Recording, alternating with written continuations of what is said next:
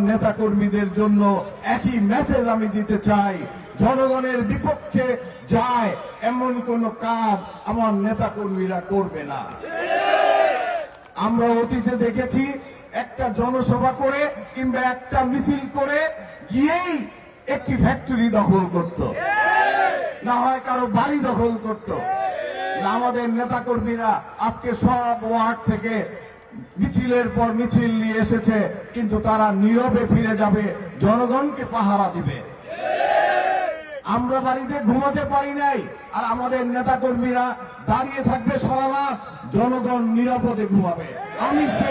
আমি সেই রকম নেতা হতে চাই, তাদের নেতা হতে চাই যারা জনগণকে স্বস্তিতে রাখবে।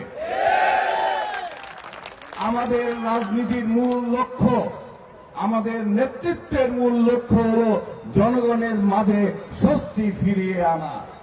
গত 15 বছরে এই জনগণ একটি মুহূর্তের জন্য স্বস্তি পায় নাই, শান্তি পায় নাই।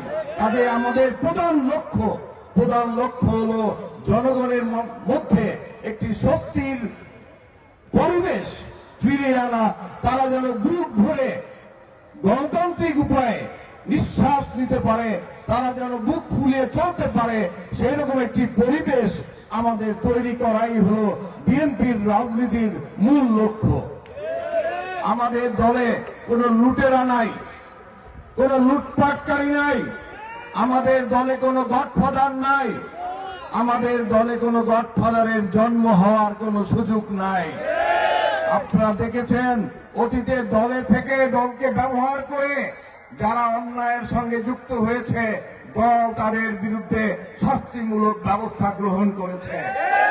কাজেই আমি যত বড় নেতাই হই, আপনি যত বড় নেতাই হন, আপনার দিকে জনগণের দৃষ্টি রয়েছে, আপনার দিকে দলের দৃষ্টি রয়েছে, আপনার দিকে আমাদের নেতা জনাব তারেক রহমানের দৃষ্টি রয়েছে।